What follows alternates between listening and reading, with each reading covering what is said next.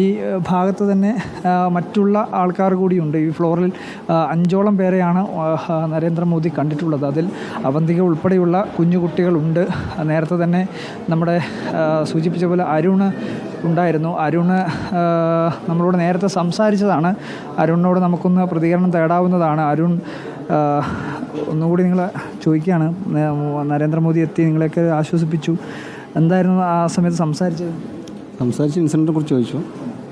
പിന്നെ തോളിത്തട്ടിയിട്ട് ആശ്വാസമൊക്കെ തോളിത്തട്ടി.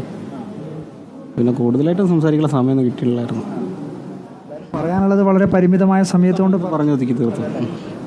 മറ്റൊരാളുടെ ഭാഷാ സഹായിയുടെ ട്രാൻസ്ലേറ്റർ ഉണ്ടായിരുന്നു. എന്തെങ്കിലും തരത്തിലുള്ള ഉറപ്പുകൾ പറഞ്ഞിരുന്നോ?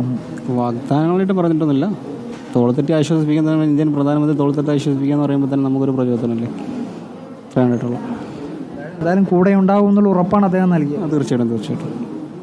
അതിൽ ഏതെങ്കിലും വീടോ കാര്യങ്ങളോ അതൊക്കെ ആ കാര്യങ്ങളൊക്കെ നിങ്ങൾ പറഞ്ഞിട്ട് കാര്യങ്ങളെ കുറിച്ച് സംസാരിച്ചിട്ടുള്ള. എന്തായാലും ഈ തരത്തിലെത്തി നിങ്ങളെ തോളിത്തട്ടി ആശ്വസിപ്പിച്ച് അല്പനേരം കൂടെ നിൽക്കാൻ കഴിഞ്ഞത് തന്നെ ഒരു വലിയൊരു ആശ്വാസമാണ്. തീർച്ചയായിട്ടും. രാജ്യത്തിൻ്റെ പ്രധാനമന്ത്രി തന്നെ നിങ്ങളെ ഈ ഇവിടത്തേക്ക് എത്തുന്നു, ആശുപത്രി നിങ്ങളെയൊക്കെ കാണുന്നു, സംസാരിക്കുന്നു. അപ്പോൾ എന്തായിരുന്നു ആ സമയത്തുള്ളൊരു മാനസികമായിട്ടുള്ളൊരു വികാരം എന്തായിരുന്നു? മാനസികമായിട്ട് വികാരം എന്താ പറയുന്നത്, എക്സൈറ്റ്മെൻ്റ് ആയിരുന്നു. കാണുന്നുള്ള എക്സൈറ്റ്മെൻ്റ് ഉണ്ടായിരുന്നു. പിന്നെ കണ്ടു കഴിഞ്ഞാൽ അത്രയും ആശ്വാസവാക്കുപോലെ തോൾ തട്ടിയപ്പോൾ ഒരു കോൺഫിഡൻസ് ഉണ്ട്.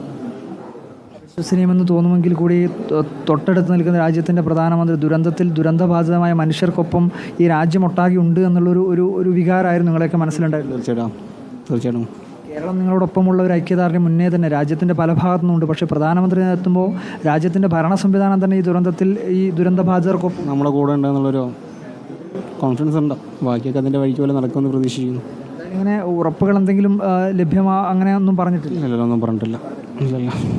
വേറെ ആരൊക്കെയാ ഇവരുടെ കൂടെ ഉണ്ടായിരുന്ന? പ്രധാനമന്ത്രി CM ഉണ്ടായിരുന്നു, പിന്നെ MP ഉണ്ടായിരുന്നു, ഗവർണർ, കളക്ടർ, സബ് കളക്ടർ. ആരെങ്കിലും സംസാരിച്ചു? ഇല്ല, പ്രധാനമന്ത്രി മാത്രമേ സംസാരിച്ചുള്ളൂ.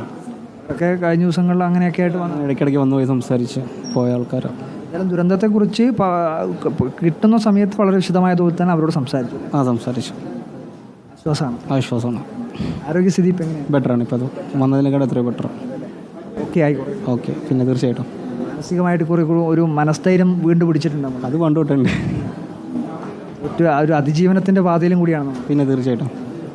എന്തായാലും രാജ്യമൊട്ടാകെ കൂടെയുണ്ട് എന്നുള്ളതാണ് ഏറ്റവും പ്രധാനമായിട്ടുള്ള ഇവർ നൽകിയിട്ടുള്ള ഒരു വാഗ്ദാനം എന്ന് പറയുന്നത്. മറ്റ് കാര്യങ്ങൾ ഏതെങ്കിലും തരത്തിലുള്ള വീടോ കാര്യങ്ങളോ ഏതെങ്കിലും തരത്തിലുള്ള ഉറപ്പുകളോ ഒന്നും തന്നെ നൽകിയിട്ടില്ല എന്നുള്ള കാര്യം കൂടി പറഞ്ഞിട്ടുണ്ട്. നമുക്ക് മറ്റ് ഇവിടെ തന്നെ ദുരിതബാധിതരായിട്ടുള്ളവരോട് കൂടി നമുക്ക് ഒരു പ്രതികരണം തേടാമെന്നുള്ളതാണ് നമുക്ക് തോന്നുന്നത്. ഒരു നിമിഷം ഒന്ന് ചോദിച്ചോട്ടെ, ഒറ്റ നിമിഷം. എങ്ങനെയാ, പ്രധാനമന്ത്രി വന്നു, കണ്ടു, സംസാരിച്ചു, ആശ്വസിപ്പിച്ചിട്ട് പോയി. ആശ്വസിപ്പിച്ച് പറഞ്ഞ് കൂടെ ഉണ്ടാവും, എല്ലാം ചെയ്യാമെന്നാണ് പറഞ്ഞത്.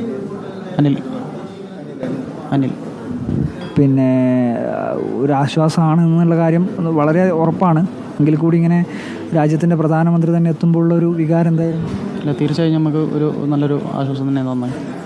ഏതെങ്കിലും തരത്തിലുള്ള ഉറപ്പുകൾ നൽകിയെന്ന് അദ്ദേഹത്തിന് വീടോ കാര്യങ്ങളോ അല്ലെങ്കിൽ അത്തരത്തിൽ നഷ്ടപ്പെട്ടു പോയ കാര്യങ്ങളിലൊക്കെ പറഞ്ഞിരുന്നു. ഇങ്ങനെ വീട് ഞാൻ 2 കൊല്ലം കഴിഞ്ഞിട്ടാണ് വന്നത്. ഞാൻ 2 കൊല്ലം കഴിഞ്ഞിട്ട് 1 മാസം ലീവിന് വേണ്ടി വന്നിരുന്നു. ഞാൻ പുറത്തായിരുന്നുണ്ടായിരുന്നു.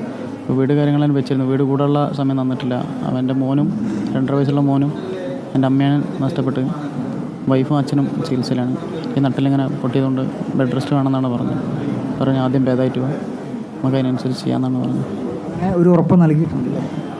എന്തായാലും പിന്നെന്താ പറയുക, ഒരു കൂടെയുണ്ട് എന്നുള്ളൊരു കാര്യം വളരെ ആശ്വാസകരമായി തന്നെ നിങ്ങളോട് പങ്കുവച്ചു. അതെ.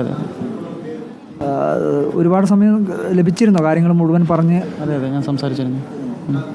വൈകാരികമായിട്ടുള്ളൊരു നിമിഷം കൂടി ആയിരിക്കുമല്ലോ. അതെ. കാണുമ്പോൾ നമ്മൾ ഒരു ഇതായിരുന്നുണ്ടായിരുന്നു. എല്ലാവരും ഉണ്ടായിരുന്നു. പക്ഷെ എന്നോട് സംസാരിച്ചിരുന്നു. ഹിന്ദിയിൽ തന്നെ സംസാരിച്ചു. ഞാൻ ഹിന്ദിയിൽ സംസാരിച്ചു.